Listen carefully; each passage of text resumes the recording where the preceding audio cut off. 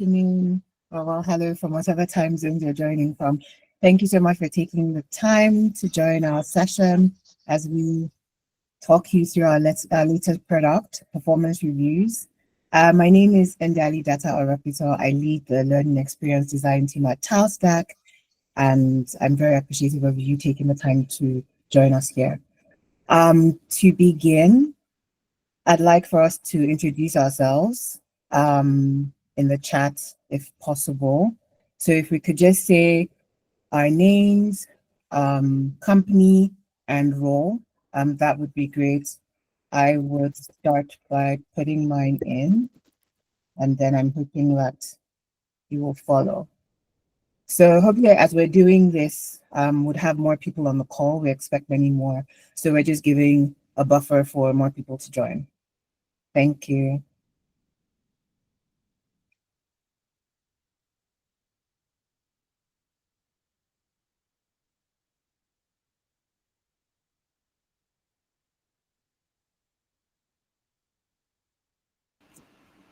Very exciting to see names that we recognize, including instructors at Talstack. Hi, Jimmy. Hi, Kalini.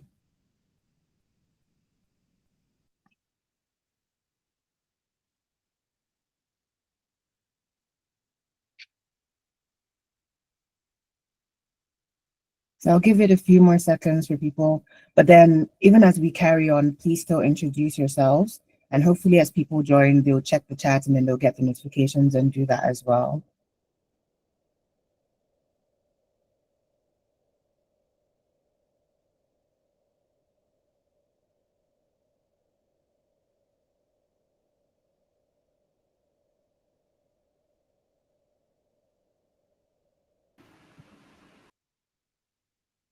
All right. So before we get into the meat of the session, we would like to engage ourselves with a little poll with just one question, asking ourselves how our teams are doing with performance goals so far.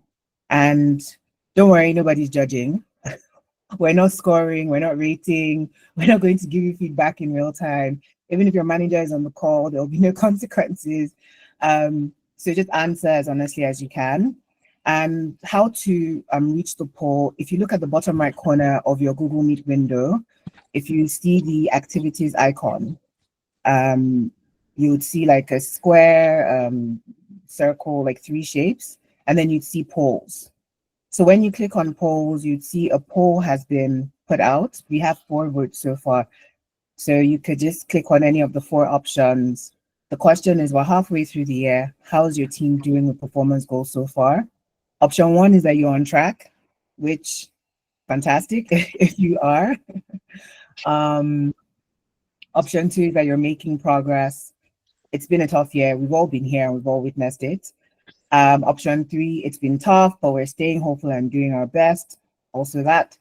And option 4 is just I don't want to talk about it. Let's keep it let's keep it moving. I didn't come here for judgment. So we're going to have a few more. Let's leave it for like maybe 30 to 40 more seconds to make sure that everyone is able to access the poll. If you're not able to access it, please just let me know and then I'll say it, or let me just say it again. Bottom right corner of your Google Meet window, if you click on the grid that says meeting tools, you would see polls. Click on polls and then you should be able to access it. We have 21 polls so far and 100 people on the call, so I think that we can do better with the responses. Don't take time to think, don't take time to reflect. Your knee-jerk response will be the most honest one.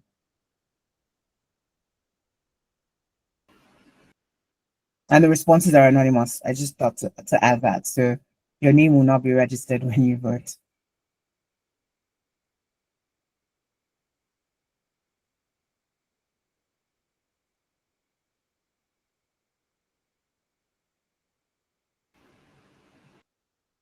I'm going to do about 30 more seconds and then we'll close it so everyone can see an average of where we're at.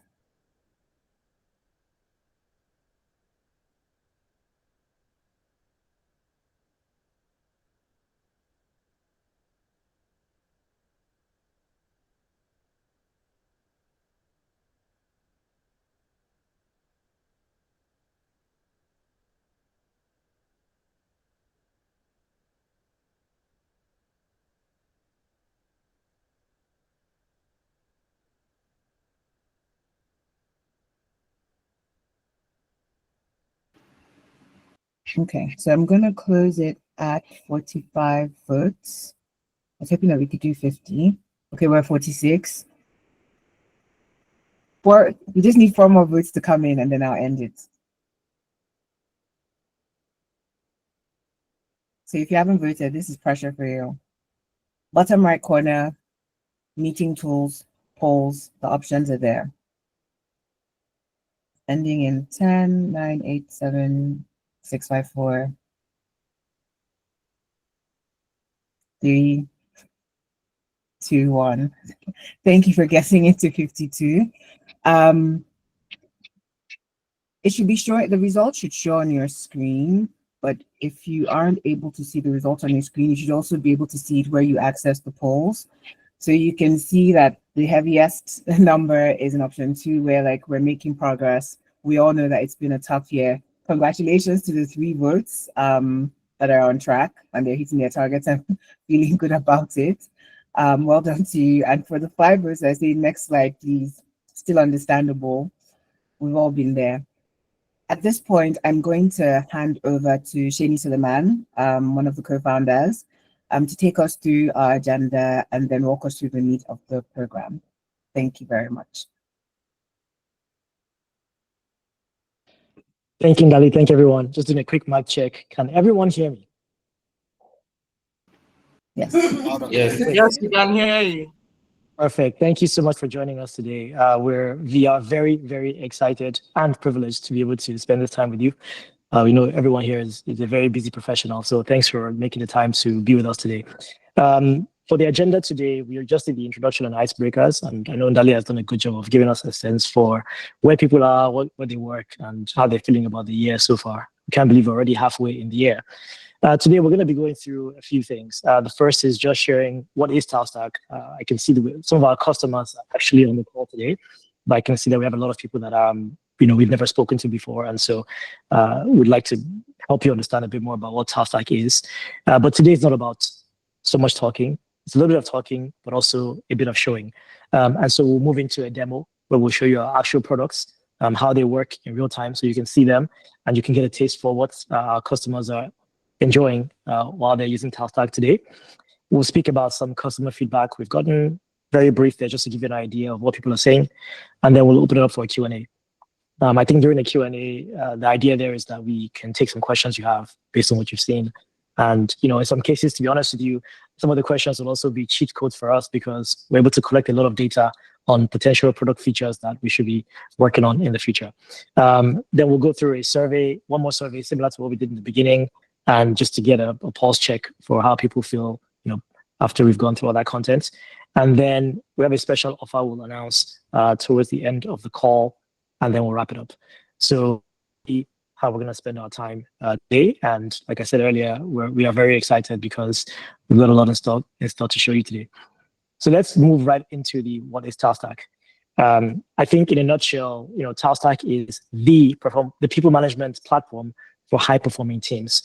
What that simply means is that we want to enable companies like yours to continue to thrive through your people, because when your people win, then the companies win, right? And if we think about our mission in the long run, what we're trying to do here is help accelerate Africa's growth by enabling businesses in particular to improve the productivity, engagement, and actually the performance of their workforce at scale.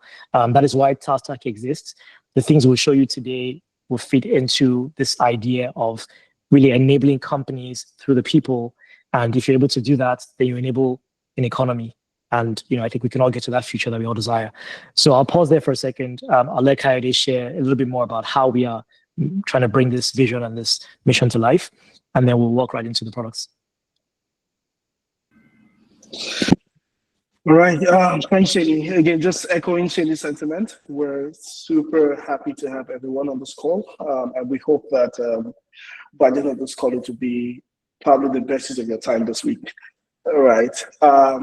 So yeah, like Shani mentioned, we're a people management tool, and we're truly obsessed with giving companies the tools you need to help your people succeed. At the end of the day, as people managers, as CEOs, CFOs, team leads on the call, I guess it all boils down to one thing. you want your people to be able to deliver consistently. And in them delivering consistently, you're able to move the needle for the company. And in moving the needle for the company, we're able to build companies that are resilient, that are profitable, that contribute to the economy, that make the world a better place. But as well, that's the point, you also can act for those raises and those promotions and those whatever pets you want, right?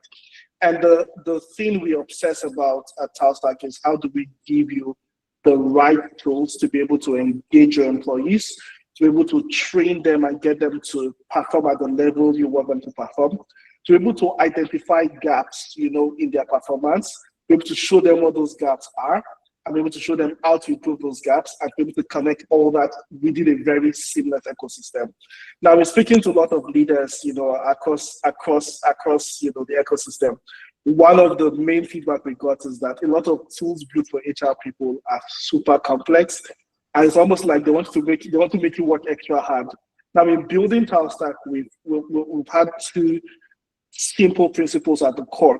Number one, how do we build the most useful tools for HR leaders and employees? And number two, how do we build the most intuitive, simple, and beautiful tool to use? And as we demo it, I'm sure you're going to see how some of those things come to life and how we think about product and how we think about design as well. Having said that, I'm going to jump into just talking about the learning side of things. Today, we have two key products. One is on the learning side, and the other is on the performance review side. I'm going to be talking about learning, and Shani will talk about performance. I'll talk about the learning side. I guess the first thing to notice, why did we build a learning product, right? You have a plethora of learning products in the market today. Udemy, Coursera, LinkedIn Learning. I suspect some people on this call use one or either of those tools. I suspect that at the end of this session, you'll be convinced beyond reasonable doubt to switch to Talstack. But why did we build this one? Right. Myself and Shini have led teams at big companies locally and globally. And one of the most recurring things we saw over a period of time was the available tools just did not work for our people. Right. A lot of the content that we're finding on the global tools, whilst theoretically they were sound, there was a lot of missing nuance in the content. And so somebody watches this course from some guy in Michigan and is struggling to figure out how to, apply that thing to his unique situation in Lagos, in Accra, in Nairobi, or wherever it is, right? And as well, people are struggling with accents. I was speaking to an HR team, as I said, they have to do some compliance course from, instructors in India. And the course was about 1 hour, but they spent about 2 weeks because people were struggling just trying to understand what those people are saying, right? So there's a bunch of reasons why we built this, right? One is just, can we build a tool that works for HR leaders and business leaders within Africa, a tool that is simple for them to train their people, that gives them access to the best expert advice on the continent, right? That also sort of like forces their people to act on what they've learned and eventually gives them the kind of lift they want to see in terms of people performance, right? And so for us, again, it's back to just like, how do we enable teams and companies build the best performing team, right? And that's why we built this. Now, companies use us in a variety of ways, but I'll probably talk about 3 to 4 ways we see companies use us today. One is that companies use Talstack Learning for company-wide training. So a company says, you know what, I need all my people to improve and develop across various areas. We need the teams we need to reduce the level of information asymmetry across the company. We need everybody to take more ownership. We need everybody to do X, Y, Z. So they say, you know what, everybody within the company, we are going to take you on Talstack and assign trainings or learning paths for you across the year that helps you improve across this 1, 2, 3 areas. So that's one way companies use us. The second way as well is companies use us for specific teams within the company, right? So you might say, you know what, I need my sales and customer success team to just massively improve. We also have technical courses that speak to those specific things that salespeople have to deal with on a day-to-day basis. Maybe you're trying to increase your booking rates, you're trying to increase your conversion rates, whatever it is, we have courses that speak to those technical aspects as well. Now, the third area companies use us is to then upskill leaders within the company. So you have team leads, you have people that are newly promoted to become managers. They're struggling. While they were independent contributors, they were fantastic. Now they're managers and they're struggling with their people. Their people are complaining daily. They're struggling to galvanize the team. it's expected because the skill set required to manage people is completely different from the skill set to do your work, right? And so we have courses that help people just like understand what it means to manage people, how to galvanize the team, how to align the team's goal with overarching company goals, how to inspire your team, how to coach your team. So again, companies use us to sort of like, upskill their managers. And the last way company use us is, obviously to upskill individual team members within the company. And I'll be showing you sort of like how those things, all connect together. Now, something we're really, really, really obsessed about is, are we delivering returns for company? Our goal is not to train you or provide training materials. Our goal is to help the people get better at their day-to-day, tasks. And so for us, we always spend time getting feedback from our customers and speaking to our customers to truly understand how we are helping them, achieve that goal. And, very recently, we ran a survey across a lot of our customers. And what we realized was that about 75% of, companies on Talstack, categorically say that Talstack helps their people. Since getting onboarded on Talstack, they've seen visible improvements, significant improvements in the performance of their people, right? And this is all within 3 to 6 months of being onboarded on Talstack, right? So essentially, when we talk about enabling companies perform, it's not just a tagline, right? We're seeing the impact of the content, the tools that we're giving to companies, and how it's helping them get better, right? And I'm just going to go into the platform and show you how it works. I will be highlighting a few sections that I think is really important. And I suspect also we'll have time for Q&A at the end, and so be able to take questions if there are things unclear, things that are not covered. So I'm just going to go ahead and just like, share with you is it the 7th or 8th wonder of the world now, right? Okay. So this is Talstack Learning. Please confirm you can see my screen by just showing a thumbs up.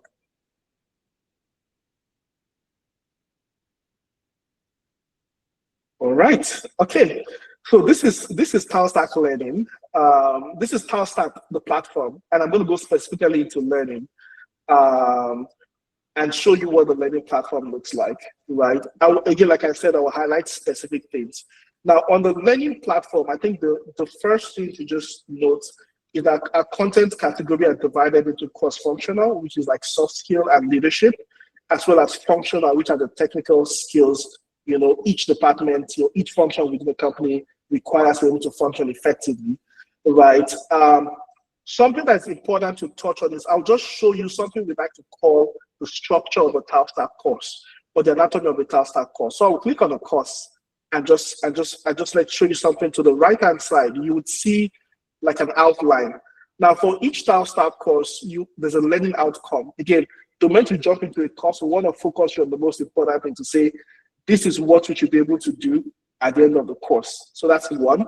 The second thing you would see, obviously, is an introduction. But within every module on Talstack course, there's an interactive exercise, which is a series of questions to test that you truly understand what you've watched on the platform. So like an assessment, if you might call it that, right? And one interesting thing is we hear people say, I want to if people don't watch the course. Well, to complete every Talstack course, you must pass every assessment question. So you can't complete the course without passing each of the questions. So that's very important. The other very strong thing people find very useful, or companies find very useful, is what we call the learner task.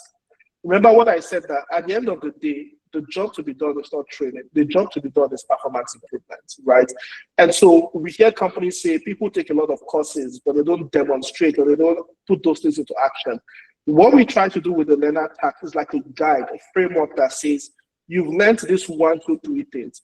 This is a guide for how to implement this thing today at work. So it's almost like a forcing function that gets people to act almost immediately on what they've learned, right? Our companies have told us that they found this to be very, very useful in just guiding their people to implement some of the lessons and insights they're getting from the Talstack course, right? And so that's how every module is structured. There's a video, there's an interactive exercise, an assessment, and there's a learner task. And at the end of the course, when you finish the course, you give us feedback, and there's a certificate as well attached to each course when you complete them, right? The next thing I would show is I would show you how to build a learning path. You know what? I'm gonna play.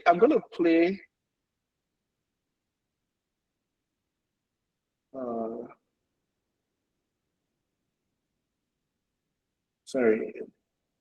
Can you also hear me? I can hear you, yes. But your screen has stopped sharing.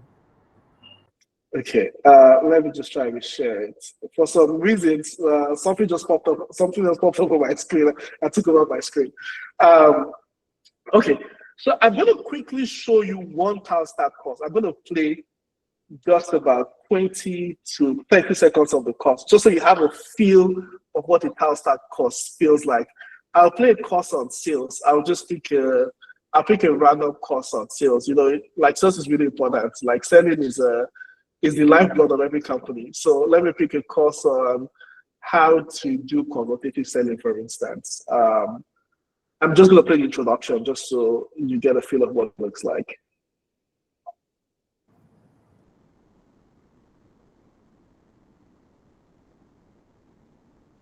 And I'm going to start from the beginning.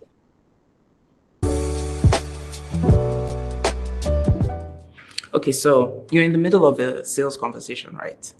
You're pitching your product features with confidence, excitement, but your prospect seems engaged. And somehow this isn't a new thing to you.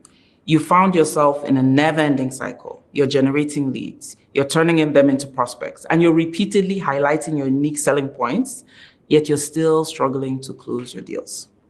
If this sounds familiar, don't worry. It's actually a common situation for so many sales professionals, but it actually doesn't have to be a reality.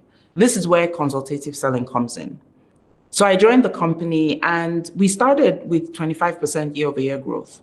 Within 2 years, we had moved that to a record-breaking 89% year-over-year growth. And the question you would want to ask is, how did this happen? It was actually solution and consultative selling. We focused on being trusted advisors to our customers.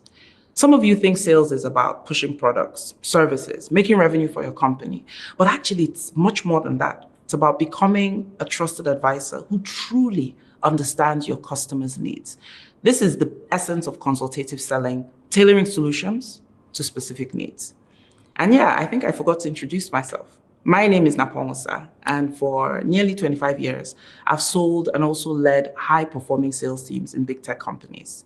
Now I use this experience to help businesses accelerate revenue growth and build high-performing sales teams through my company, B4B Consulting.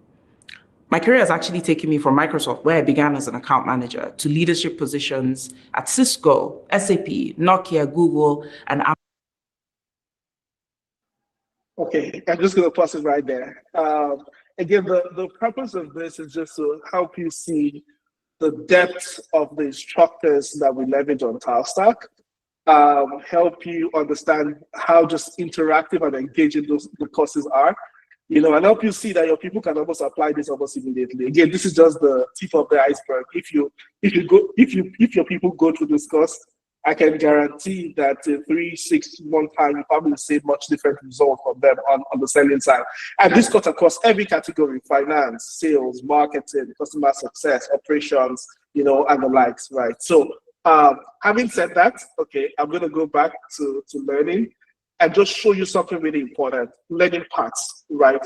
How to create. So learning paths are essentially learning journey, right? Or learning journeys. You have a team. You lead the sales team, you lead the human resource team, or you have a small team or a group of individuals. In fact, let's even say you have people that you put on they're currently on the PIP, 5 of them. And like, you know what? Over the next 6 months, these are the 1, 2, 3 areas I need to get better at. And so I'm going to go on Talstack and create a learning path. Now I'm going to call this learning path PIP. Right? Or performance improvement plan. Let's just call it performance improvement plan. Right? Now I've created this learning plan. I save it. Pretty easy to save. And then I say, you know what? I need to add courses to it. Now, based on what Shane is going to show you, during our performance review, we've identified that those people, the areas of need is, let's assume, we're going to say communication. So 5 courses on communication, We'll pick a few courses that speak to, okay, let's assume, I'm going to pick random courses, right? We'll just pick 3 courses. These are the 3 courses we think will help these people get better. We add those courses to our learning path. And we do one more thing to say, okay, now I want to assign this path. Click on assign the path.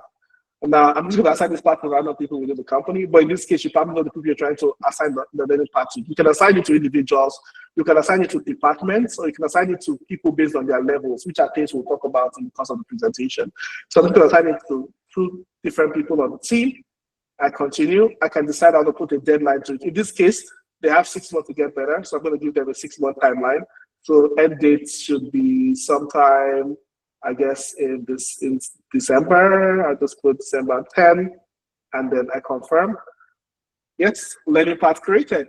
And you can do this for individuals, for teams, for various people. You can create learning journeys. When you're onboarding a new team and you have 5 to 6 things you want them to learn, essentially you can create learning paths. You can create as many learning paths as possible. So that's one thing you can do on Talstack. And you can always come back to learning paths to see all the learning paths that have been created, right, on the platform. So I'm going to go back to learning. Now, the other thing I'm going to just show is things like companies tell us that, you know what, I have courses, there are specific courses I just want to assign to people. I don't want to assign a learning path, just one course. So in this case, I'm in leadership. So I manage somebody, and you know what, the person has been struggling with just hiring the right people. Let's assume I manage the HR team. I'm like, you know what, I'm going to find you a course on Talstack that speaks to how to hire the right person. So I'm going to go to this course, hire the right people, and I'm going to assign it to somebody on my team. Again, let's say Shani in this case. I can search for Shani. And just like assign it to Shani. In this case, because we have a recruitment to be done in 2 weeks, I'm going to give Shani just 1 week to watch the course. There's no time. He has to finish this in real quick, right? 1 week, and I can confirm. And that course has been assigned to Shani. Shani on his end is going to get a notification on his dashboard that shows that he's been assigned the course, and he'll be able to watch it. And I, on my end, I'll be able to track if Shani is watching the course. Now, I'm not going to go into, we can spend an hour just like show you all the features of Talstack, but I can track if Shani is actually watching the course and things like that. The next thing I'll probably show you is companies tell us things like, you know what, we have courses internally. We're a bank, for instance, you know, yes, we like all the finance courses, they're very useful to us, but there's a way we do our own thing. There's a way we do certain things, right? There's a way we analyze, you know, credit worthiness that's unique to us, right? And we have the content internally. Can we put that on Talstack? The answer is absolutely yes. On Talstack, you can come and you can create a course, right? Again, I'm just going to show us what that looks like, but you can create a course just like what we've created here, a course that allows you put videos, put images, create assessment for those courses. So let's assume it's an internal course that people have to pass. You can create questions that say, okay, until you pass these questions, you cannot complete this course. Just like the way we created our own course, you also can create your course and upload on Talstack. And people have asked me a few times to say, does that cost any extra? No, it's like baked within your pricing, baked within your Talstack subscription, you can upload as many videos as you need to on Talstack, right? So that's how you create a course. Something I would also like to show is, you know, analytics. So yes, I've created all those courses. I have this platform. You know, how do I truly track that my people are engaging, watching this thing? So now let me go check our own internal company analytics now to see what people are doing. So I can go to company analytics, and under company analytics, first off, I see employees within the company. I see the number of courses that they've started. I see the number of courses they've completed. I see the average hours spent, and I can dig into specific employees. In this case, again, I'm going to put Shady on the spot. Let me see what Shady has been watching, right? So first of all, I'm not sure why Shady has started 1 or 2 courses, but let's just, so again, I can see all the courses Shady is watching. I can see when he started the courses. I can see when he completed them and the last time he viewed them. I also can filter. I can say, you know what, show me only courses that Shady has completed. Right, and I can see the courses that Shady has completed. So essentially, you get 360-degree visibility into what your employees are doing.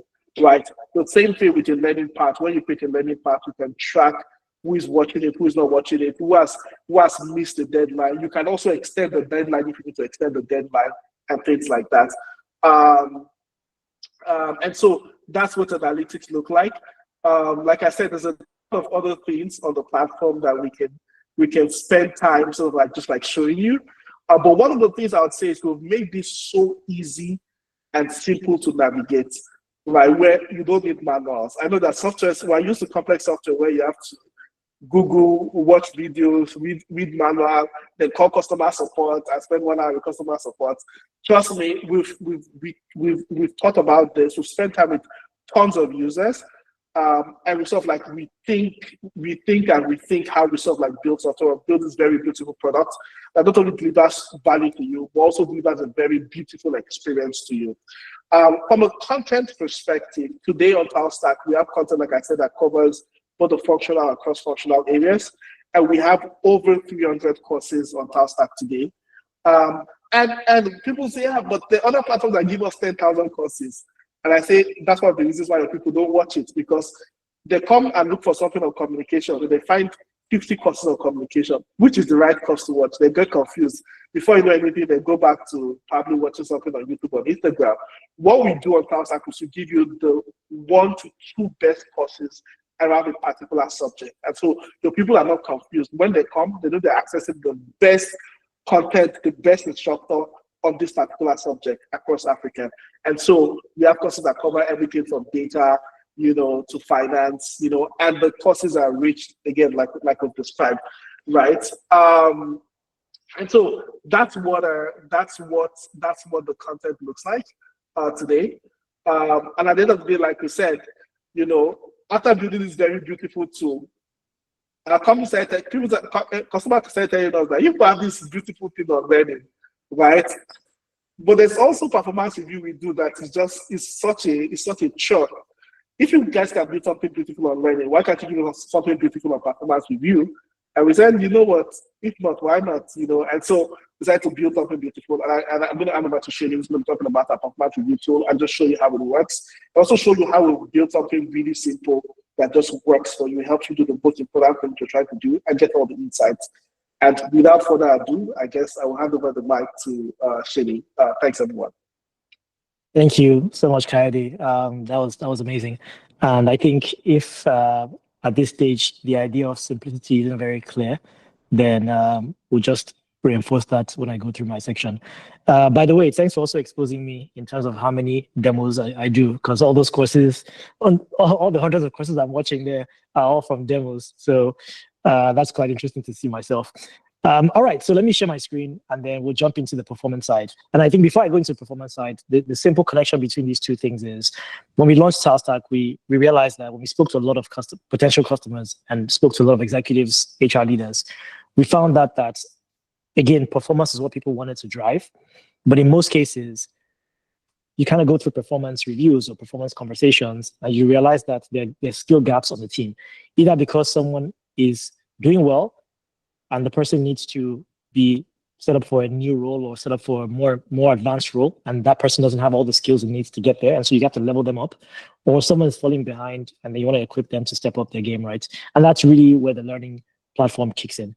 And so what we're doing is we're trying to very deeply connect performance and learning. In that way, you can manage your employee outcomes on the same platform without having to jump elsewhere. And that's the connection between learning and performance. So speaking of performance, what is the point of a performance review in the first place, right? Or what's the point of performance management, even more broadly? Essentially, it is to help an organization, whether it's a manager, HR team, a leader, to create more transparency around expectations for employees and team members, and then have a mechanism through which you can manage those expectations, drive that performance, and then get to a point where you can give ongoing feedback to the individual. Right. And so what we've done is we started with the performance review, and then we're building a bunch of other tools on top of it.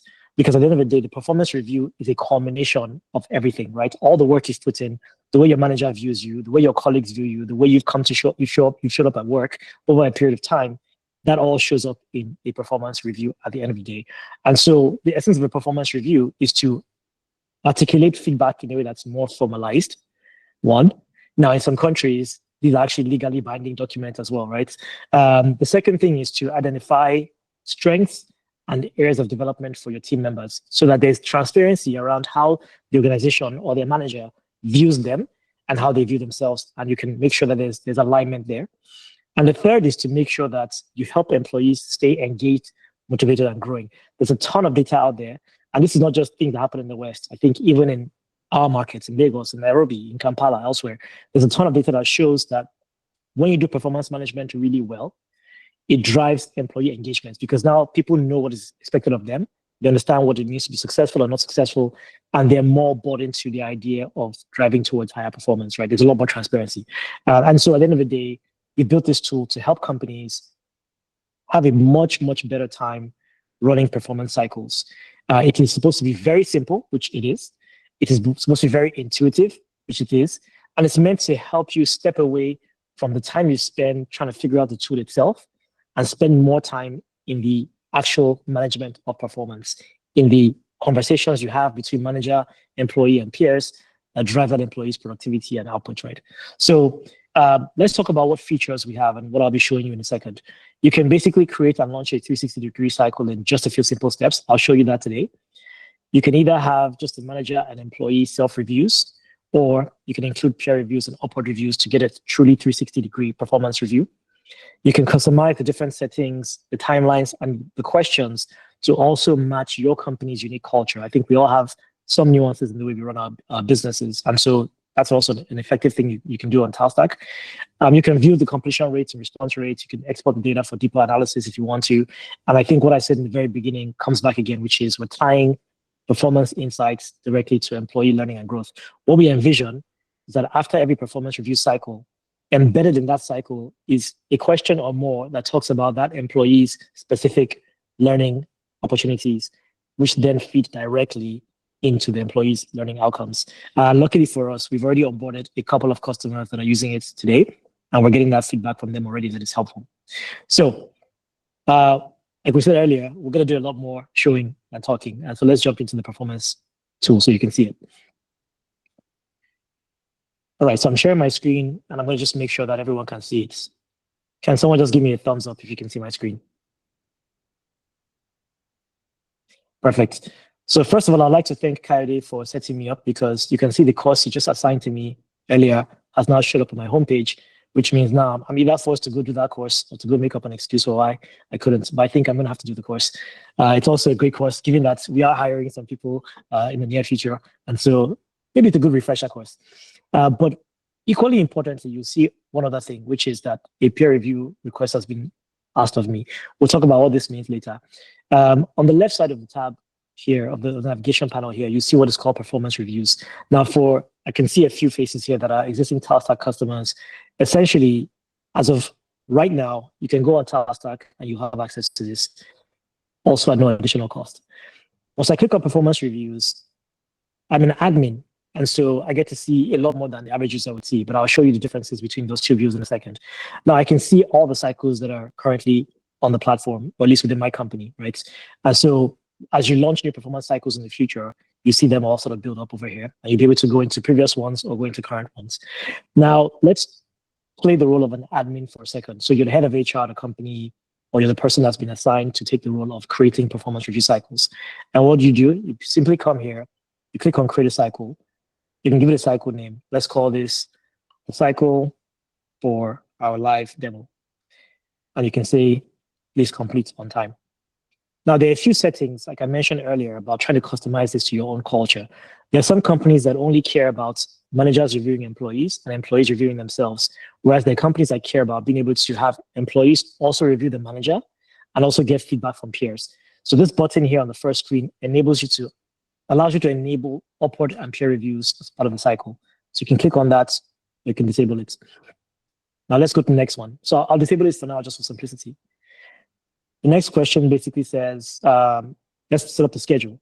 So what's the start date? We can start it, maybe we'll say this should kick off on Monday. What's the deadline for when people should complete their own self-reviews, right? You can move that and say, let's actually do this let's make it sooner. So we can check it out for the sake of testing. So let's say we launch the cycle tomorrow. And you say, when should people complete their self-reviews? Okay, by Friday, they should do that. When should the managers complete the reviews of employees? And you say, well, let's also have that happen on Friday. and then everybody should quickly talk about how they feel, and then on Monday submit the final reviews. Obviously not going to do this in real life, right? But this is just an example. Now, if we had enabled if we had enabled peer reviews and upward feedback on the previous screen, you'll see those options on the next screen. So let me go back and show you what that looks like. So this is where I enable upward and peer reviews. I continue, and you can now see that I have these new deadlines that didn't exist before. The deadline for completing the upward reviews, right? And a deadline for selecting peer reviewers as well. So now let me go back and disable those just to make it simpler for us. Okay, so I'll go back and set our dates again. And we said we're going to do this. We're going to finish everything by Monday. Now, the option you'll see here is to enable managers to view the employee self-review before they submit their own review. Now, again, this is something that has to do with culture. In some companies, you would say, I want the manager to write their own review. I want the employee to write their own review. And then each person gets to see it only after it's been completed. And there are other organizations that say, I actually want a manager to be able to incorporate what the employee has also said about themselves as part of their performance review if they're writing for the employee. So you can enable that and disable that. Those are choices you can make. The next step is to then decide who is going to be part of the review cycle. So you can either pick all employees in the company, you can pick a subset of employees, you can pick particular departments if you wanted, or you can pick people that started, before a certain date, so that you can maybe exclude new employees who have not finished their onboarding or probation period. And so once you select the people that are part of the review cycle, I'll just select a few random people here as well. You can then save and continue, and then it asks you to create the performance review questions. I won't spend so much time here simply because we'll show you what the actual finished product looks like in a second, but I'll share three things. The first is that there are two types of questions. First is the overall rating question, which is basically saying, rate this person overall. And then the second is other questions you can add that are sort of supporting questions that you can use to review that individual. Now, within whether it's an overall rating or a regular rating, you can choose different types of questions. You can either have a rating scale, for example, saying, can you rate this employee on a scale of 1 to 5 on how they performed? Where 5 is outstanding, 4 is exceeding expectations, 3 is average, and so forth. And so you can create those ratings here. This is a 1 to 5 scale. You can put that into the text box over here, and you can set up your performance review cycle that way. You can also choose a rating percentage, which means that you're basically saying on a scale of 0 to 100%, can you rate this person's overall performance during the cycle, right? And the person just puts in a number. Again, this is an admin view, right? This is when you're creating the cycle. Or you can create an open-ended question. So in some cases, you just want the reviewer to write some text about some question you've asked them about the employee or the team member. And so you can have an open-ended question as well. Now, for the regular question types, we've added one more question, which is a multiple choice question, which means you can say things like, we have 4 values in our company. Which of these values does this employee demonstrate the most? And they can pick of the 4 values you selected, right? You've set up for them. And so you can see how this is extremely flexible. It's very simple, allows you to get the right questions in to drive the right responses. There are a couple of other things you can do. You can require additional comments for each question.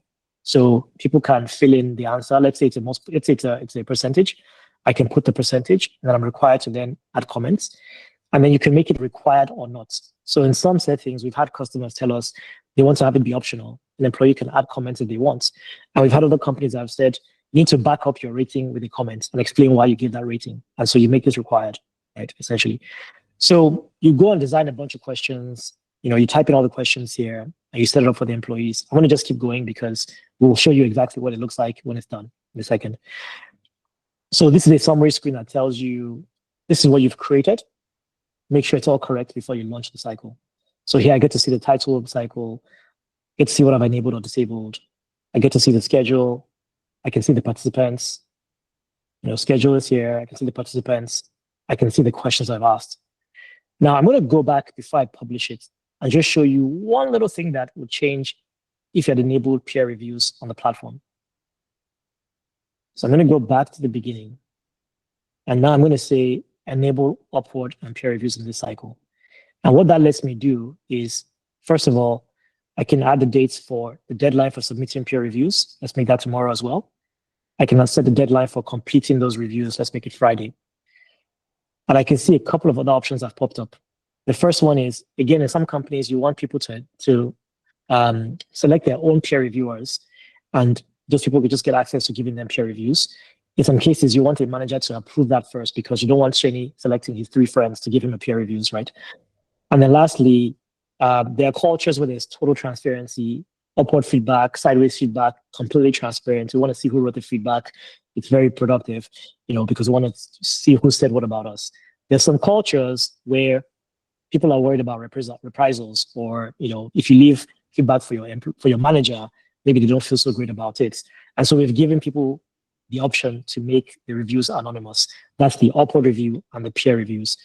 That way, again, we don't want to force companies to operate a particular way. We want you to do what feels natural and most aligned with your culture as a company.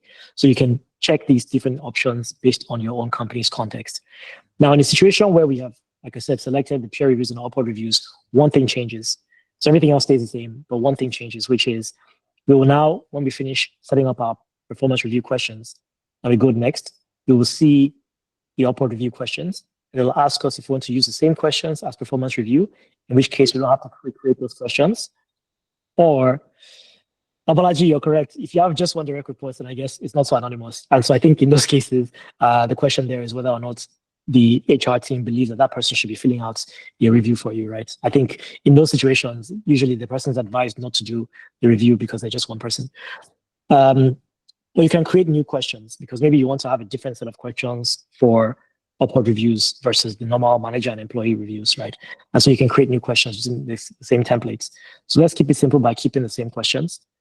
You get the exact same request added about the peer reviews. You can use new questions or you can use the same questions. And I can see there's a couple of questions I'm getting in the chat. So let me just quickly look at that and address them while we're going. So I think this question is, with regards to the rating skills, I'm curious about on how the overall aggregate computing score works. Super. So when you choose a rating scale, let me do that here just so we can see. When you choose a rating scale, what it does is because we try to force everything to be connected to a number. Otherwise, you can't, like you said, you can't do averages. So what we encourage companies to do is the highest number in the scale should account for best, whatever best means. So for example, if I did a 1 to 5 rating scale, 5 should mean whatever is in the scale, and 1 should be whatever is at the bottom of the scale. What we do for you is, let's say you have 3 or 4 peer reviews, we average the number. So we'll show you, if it's a 1 to 5 scale and people selected, different options that are more like 4 and 5, we'll show you a 4.7 as the average, right? Based on whatever the actual mathematical average is. And because you know that the scale is 1 to 5, you understand that a 4.7 means the person's on the high end of the scale, and a 1.5 means the person's at the very low end of the scale, right? So that's kind of how we designed it. And over here, I won't say we reinvented the wheel. I think that's best practice. We focus more on making it very simple, right? So hopefully that answers your question. If it doesn't answer the question, please, you can let me know in the chat and I'll take it again. So I'll just say, let's use the same questions here, and then we can save and continue. And now everything else is the same thing. It asks you all the questions, and you can basically publish that cycle. When you publish a cycle, and I'll keep the cycle unpublished now just to show you what that looks like, right? So let me go back here. You can see it's now a draft. So there are 4 states that a cycle can be in. Draft is when I've started editing the cycle, but I haven't published it yet. So it's still a draft. I can go back and edit it very easily by just clicking on this. It takes me back right inside. I can edit. The second state I have is scheduled. Scheduled means that I've actually clicked on that publish button, but the date the review is supposed to start is in the future. So it's scheduled to happen in the future. The third state is live, which means it is currently live and the kickoff date has already come about, right? And then the last state is closed, which means the cycle has ended, right? So nothing too crazy there, right? Now, for the sake of the session today, I'll be walking you through the user's view now. So what is the perspective of a user, whether you're a manager, you're a direct report, or you're a peer reviewer, right? And before I do that, let me delete this fake cycle I created just so it doesn't get in our way. And so as you can see, you can also delete a cycle very easily as an admin. So I close this. So now let's go into the actual performance review cycle. So I click on this cycle, and we created this demo cycle just to show you what it looks like in practice. So over here, we have a subset of our team that has been added to this performance review cycle. You'll see that there are 4 views at the top of the screen right here. The first view is org wide, which means I'm able to look at everybody in the organization if I'm an admin. So for the average user, they wouldn't get to see this view. This is more of an admin view. You can see direct reports. If I'm a manager, I can see the people that report to me. You can see you, which is myself. And then you can see requests. And requests are basically where, remember how we had the option where you could select peer reviewers? So the first tab is request to review, which means maybe somebody is asking me for a peer review. Or if I have a manager with enabled upward reviews, I'll see that request here as well, because I would have to fill out a review for my manager. And the second is request to approve. So in situations where we said that a manager has to approve the people that I've nominated to be my peer reviewers, as a manager, I'll see those requests to approve over here. If, like what we did in this cycle, if we don't have manager requirements to approve, the peer reviewers won't see anything here, right, essentially. I can see there's another question in the chat, so let me quickly pop in there as well. Can we customize questions for each role in the organization based on the set JDs and KPIs? Rosemary, what I would say is, right now, we structured it so that you have to use a similar overall question for the entire company. But what you can do, and literally we already have the first couple of companies doing this, is embedded in the question, you can reference the fact that the goals are different, right? So for example, when I'm writing the question for a salesperson, I can say, based on the person's role, how would you rate the person's outcomes? And so for a salesperson, their manager knows that those outcomes are based on the salesperson's KPIs. For a finance person, their manager knows that those KPIs, that rating is based on the finance person's KPIs. And so right now, you wouldn't be able to customize every question per individual.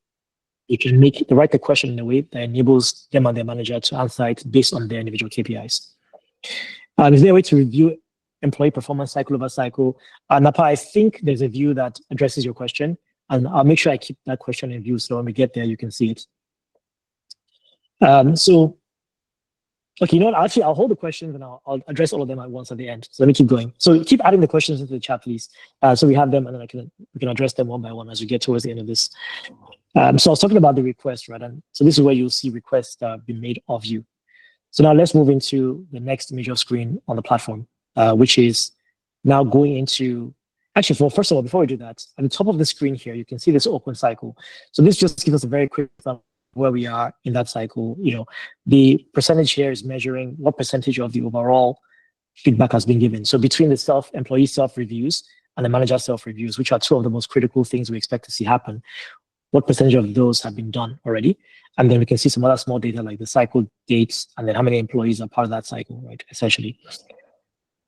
So now let's move on to some of the screens we'll see when we go into the individual performance reviews. So like I mentioned before, this is a 360 review platform. And what that means is you can see the employee's own self-review. So in this case, Deji would be able to write a self-review for himself. Then the manager's assessment, in which case I can write an assessment for Deji. You can see I've already had a button pop up that says complete assessment. Then I'll be able to see Deji's feedback from his direct reports. So unfortunately for us, I guess in this case, it may be confusing because you're seeing Deji and Deji, but this is Deji Alaka with Deji Ayola. And so Deji Alaka reports to Deji Ayola, and we can see feedback that Deji Alaka has left for Deji Ayola, right? And so this is where you see the upward reviews. Then you get to see the peer reviews as well, which is where other people on the team who Deji has nominated to give him, or it could be her, peer reviews, their reviews will show up here as well, right? And so those are the different views. Again, this is the sort of like 180 view, employee self-review, manager review of the employee. Now you're at about 270 degrees where you have upward review, which is people giving Deji the upward review. And then you get to a 360 when you add the peer reviews, which is other people in the company giving Deji peer reviews, right? So these are all the views you can do. So let's actually show you what it looks like to do this.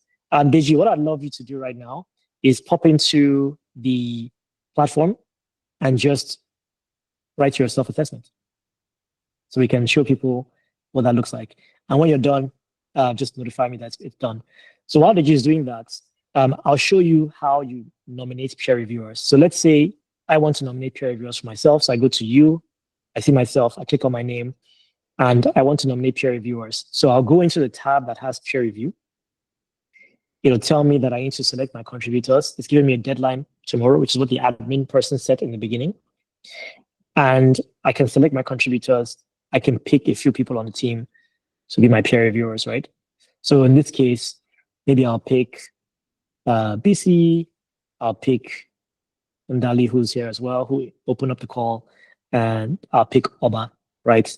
And the key thing here is that, again, because in some cases it requires manager approval, we advise people to be very, very thoughtful about who they pick, so that once you confirm, it gets locked in, those people get notifications, and then they can go give you those peer reviews. So I'll confirm these, and that's it. Shows me that my peer reviewers have been notified. I can close that. So now, this is me requesting peer reviews of people. What I mentioned earlier was that there's also a situation where reviews are requested of me. So if I go to my request tab, I'll see where Coyote has requested a peer review from me. Because Coyote put me on the spot earlier by recommending that course for me, maybe I'll not be too kind to him. So overall, how would you rate Coyote's performance? I'll just say good. I would have put excellent, but now I have some gripe. And I'll just say, he called me out on a webinar. And so I couldn't give him excellent. Now, of course, we're being silly here. The idea is that people are meant to put thoughtful responses into the questions. And then I get another question that says, how does this employee meet or exceed their goals and targets? I'll be more kind here and say always. I'll say, adding some comments here just for visibility. And then the third question, how effectively does the employee manage their time and priorities? Okay, Kyrie, now that you're begging me in the comments, I'll be kind to you and give you a high rating there. How well does he work with others? I'll say he calls people out in public, so I'll give him a 3. Sometimes he calls people out. And then the last one is, how do you rate his employees' growth and development since the last review?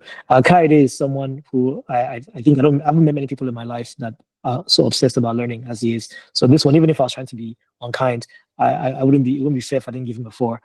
I just put always learning. And I can either save my progress, and what that does is it lets me come back and edit later. So I'll show you what that looks like. I can save progress, in which case now you can see, the answers are here, but it allows me to edit over here. I can go back and edit it and say, now I'm ready to submit it. Maybe I've edited a few questions or some answers, and now I'm ready to submit. Once I hit submit, peer review has been completed, done. And now it shows me completed here. Okay? So that's how the peer reviews work on the platform. And now if I was to go to Coyote's page, so I'm an admin, that's why I can see Coyote's. Don't forget, if you were just a regular team member, you probably wouldn't be able to go and look at someone else's page, right? Unless the person was your direct report. If I go to Coyote's peer reviews, I'll see my peer reviews there. And as more people give Coyote, we'll see them sort of stack on Coyote's page. So Deji, I believe by now you should have been able to do your self-assessment. So I'll go back to your page now. And employee self-assessment is incomplete, is complete. Submit your review. So earlier, we had selected that button that said, Deji, I shouldn't be able to see Deji's own self-review until after I've submitted my review. That's why it's still blank. And it tells me that Deji has already submitted his own self-review. Now, in companies where you want the manager to be able to see the employee's self-review first, you'll be able to see that, right? And if I go to Deji's peer reviews, I can see all that as well, right? So essentially, let me come here, let me complete Deji's assessment, and then I'll get to see Deji's own review. So let me just make this very fast, so we don't spend too much time here.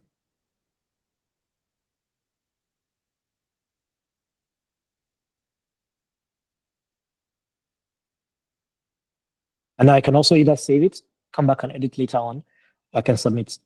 And once I submit, you can see Deji's own self-review has popped up. And now we can have a conversation about what our ratings were and whether or not what has happened here is reflective of how Deji and I have been managing the work together over time.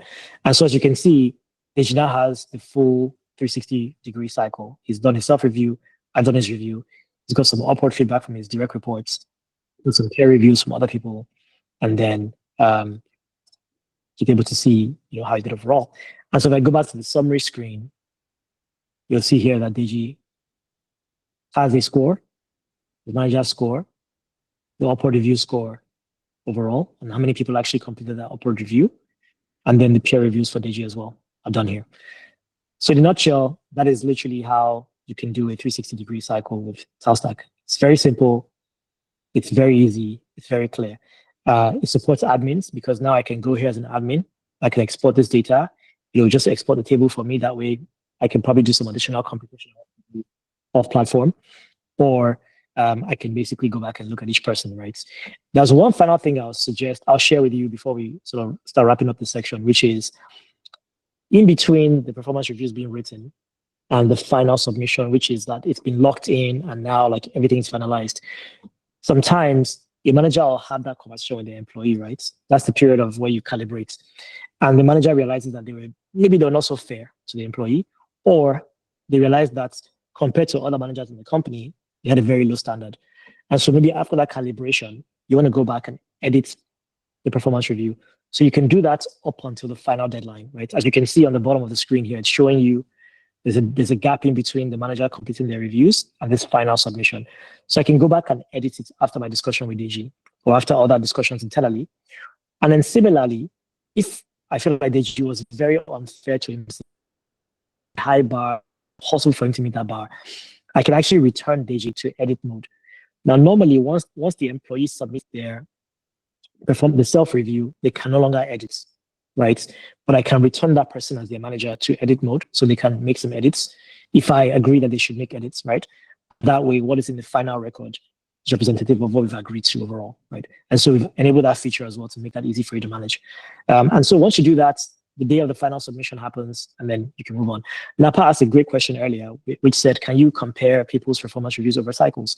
So one of the easiest ways to do it is over here. We've allowed you to do that, right? So you can literally click on here. It shows you all previous cycles. I can go to the previous cycle by clicking here, and I'll see the use previous cycle. This H1 performance review was one that we did in-house earlier, so I'm not going to show that publicly.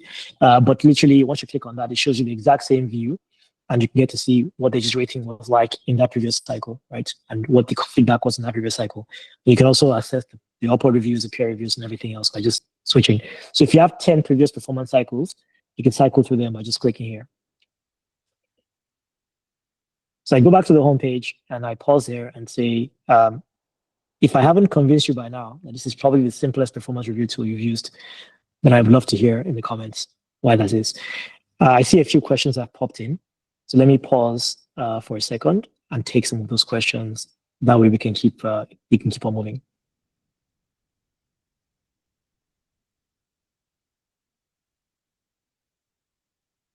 Right, so the first question was, are you able to edit your peer reviewer list after the first submission has been made? For example, if your manager doesn't approve the reviewer selected at first.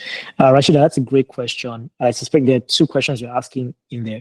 The first one is, sort of what happens if you have a long list of people and your manager only wants to approve some of them?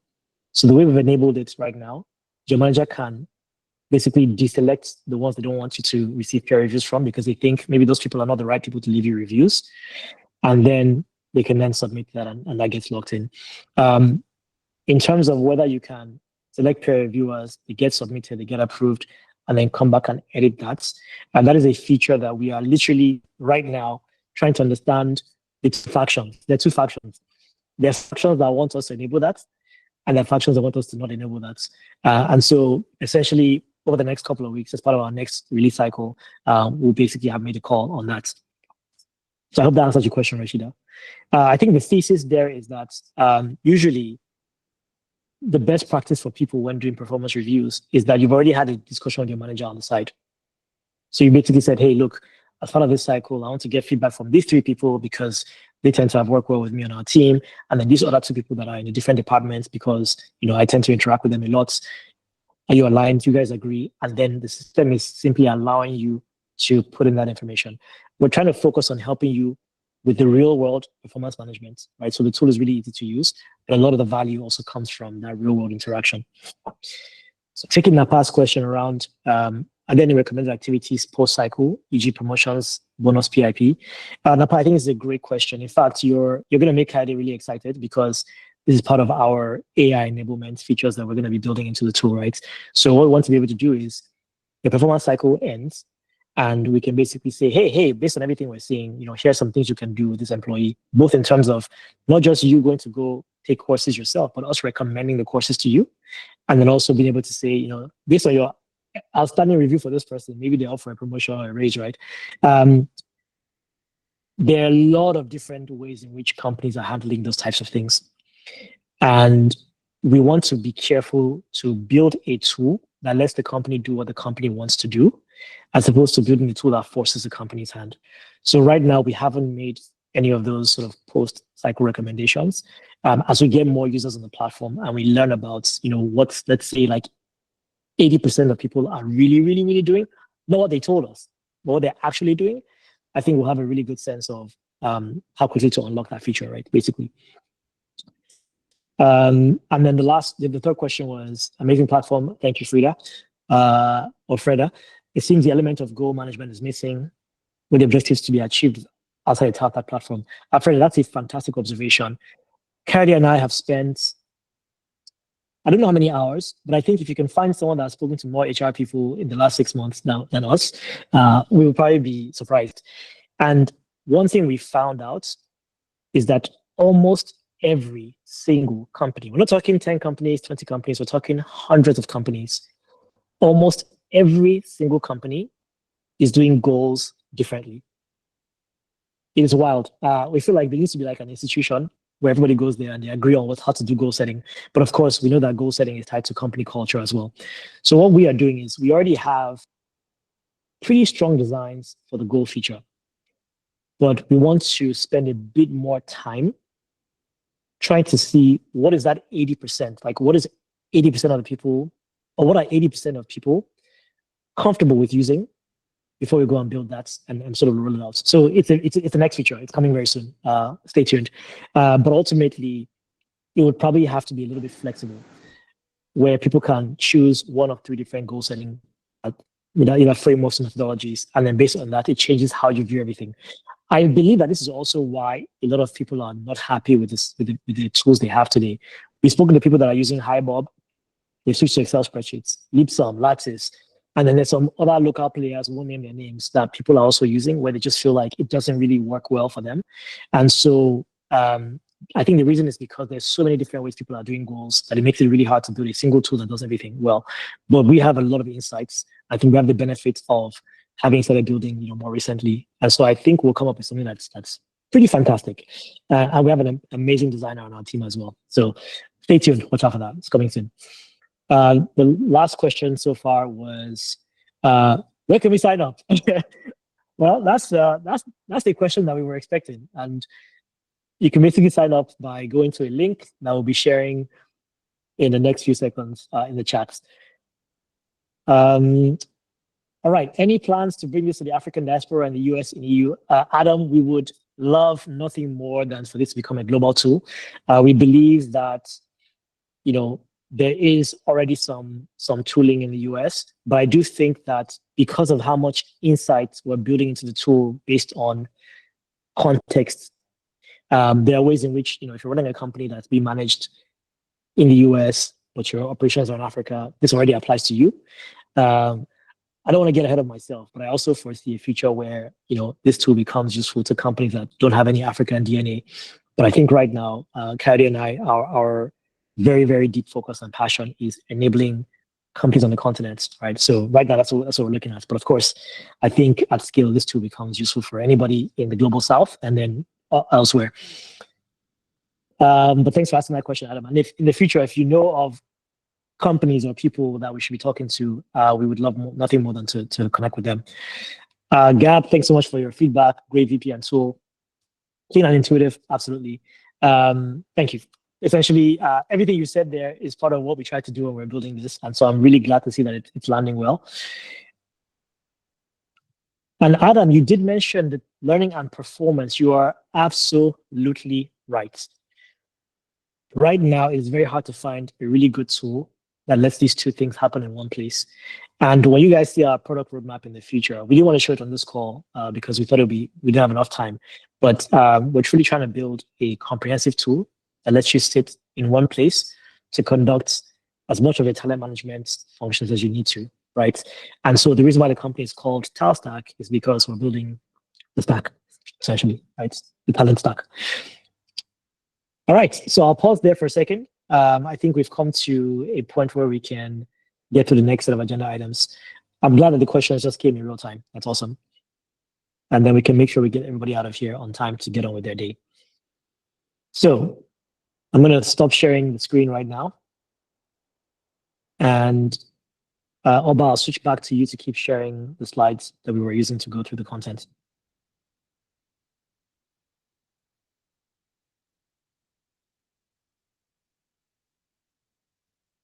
I guess while Oba is sharing, I will say that, usually people say, trust us, it works. But in this case, you don't take our word for it. These are what some of the actual customers of Talstack are saying. Most of this feedback is on the learning products. Like we mentioned before, we've onboarded our first set of customers on the performance review products. I actually got a message from our customers a few minutes before the call. He's like, look, I can't attend, but like, would you like me to give you a testimonial that you can? And I asked him, I'm going to open my WhatsApp now. And I asked him, I said, hey, yeah, sure. What would you want to say about the products? And he said, the best part of the performance review tool is just how simple and customizable it is. So on the next slide, Oba, the idea here is that as we launch performance reviews and go to market, when we do this demo in the future, we'd love to have your feedback included on the slide. I see a question in the chat. I'm sure people are really excited to ask more questions, so let's jump in. I thought I saw a hand up. Maybe not. Okay, well, we're leaving a couple of minutes for questions before we move into the survey, the special offer, and then sort of close the call. So are there any other questions at all?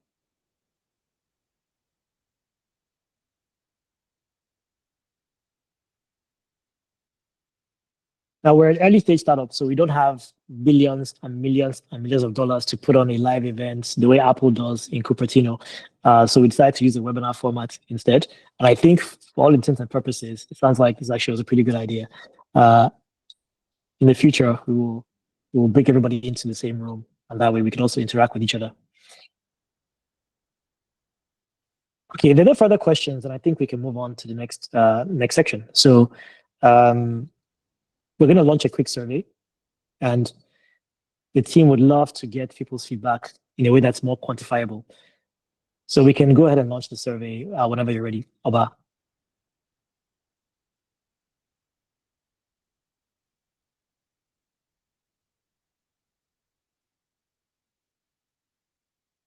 And so again, Oba, can you go to the next slide so we can see in the instructions for how people can access? Actually, no, there isn't there. So basically, yeah, you can go to the corner of your screen. There are these like dots on the screen. You click on them. It then shows you a button called polls. You click on polls, and then you see the poll pop up. This is actually not very intuitive. So maybe Google needs some feedback on that. So the question is basically, with everything you've seen today, will Talstack work for your team?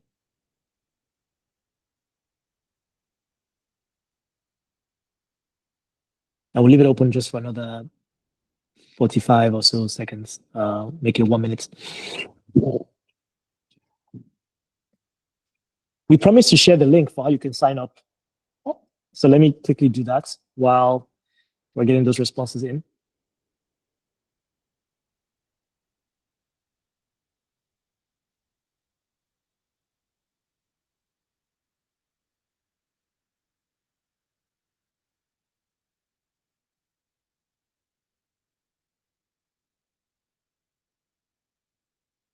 Actually, Deji, can you do me a favor and post a link in there? Thank you, Rosemary, and thank you, Oluwatobi. Really appreciate kind words. We will also, after the session is over, we'll also follow up with everyone by email, just so that we can share a couple of resources with you. So you have that as well. So included in that email would be some links to some of the things that we think would be useful, like access to our content catalog, how you can sign up for Talstack, how you can speak to sales. And so you can see that you just added that link, bit.ly/Talstack sales. And if you go on Talstack.com, there are buttons everywhere that have to do with sign up now as well. So in case you forget this link and you want to do it later, you can always, I think I pasted the wrong link. You can always go to the website. Thanks, Ifeanyi. Commercials. So we can speak to commercials. Let's make this easy for everyone on the call today by just popping into our pricing page. Did someone unmute? Is there a question there?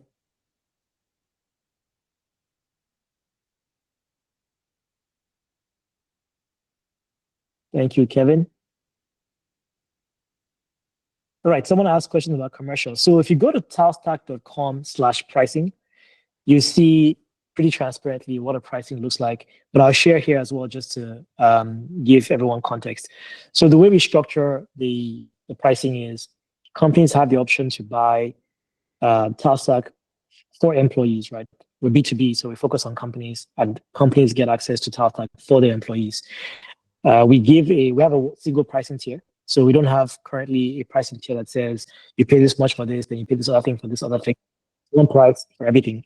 If you sign up for an annual plan today, per employee, you pay in USD terms the equivalent of $10 per month, so about $120. If you're signing up from a country that uses Naira, aka Nigeria, you pay 120,000 Naira per year per employee. So about $140 to $150 a year per employee in USD, and about 120,000 Naira per year per employee in Naira for a full year plan. And with that full year plan, you get access to the learning platform, all the courses, the company upload, which is basically an LMS feature, learning paths, everything Kayode showed you. You get access to the performance review tool as well, everything I showed you. And then as we add more to the content catalog, which we do on a monthly basis, everything that's added to it is included without any additional charge. So what we're trying to do here is make the platform accessible to every company. Because if you look at our mission statement again, we're trying to enable or help accelerate Africa's GDP by enabling companies to drive engagement, productivity, and performance of their people. To do that, we can't serve 5 companies or 10 companies. We have to serve thousands and thousands of companies. And so we try to build the pricing structure in a way that, one, people won't try to fight us to get discounts because it's already pretty reasonably priced. And then two, it's accessible to companies across the mid-markets, which are in many ways the lifeblood of economies. So we can close the poll if it's not already closed.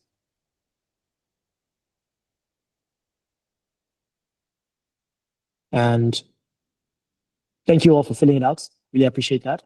Kai, did you want to share the quick offer that we said we'd save to the end?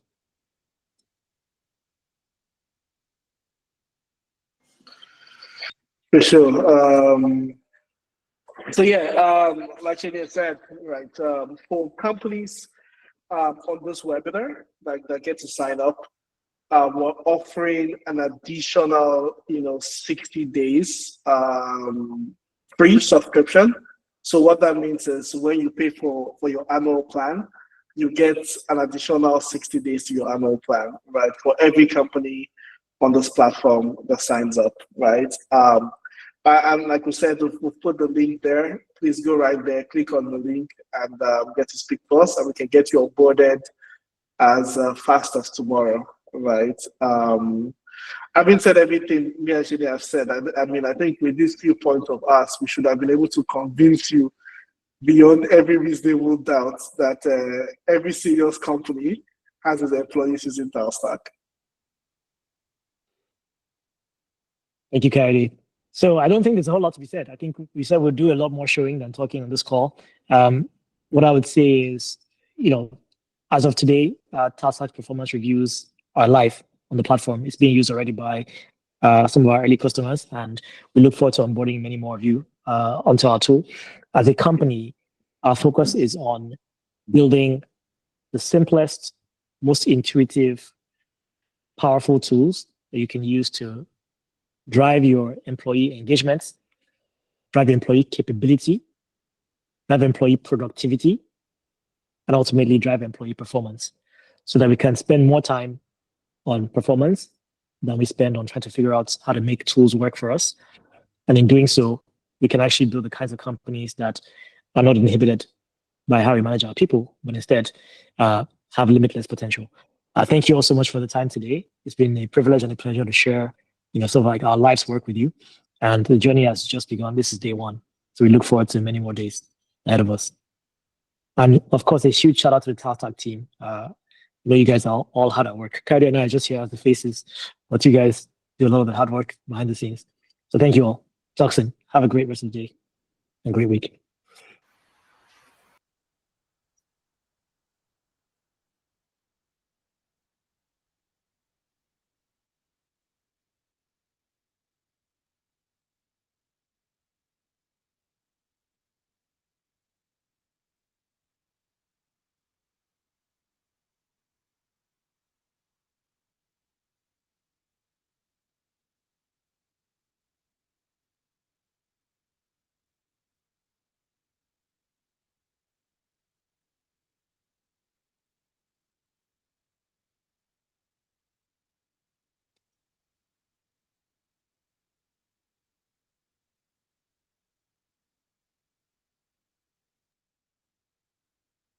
Hi, everyone. Thank you so much. This is the part where we would have been shaking hands and giving hugs and high fives if we're in person.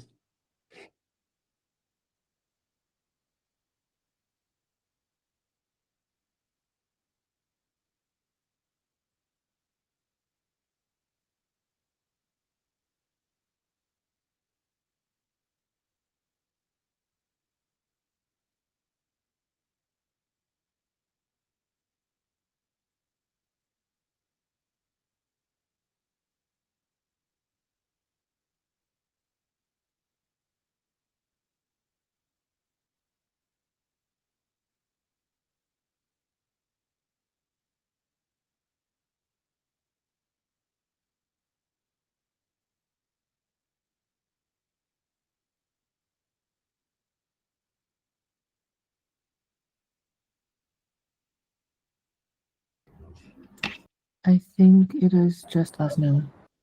Yeah, I think we're good.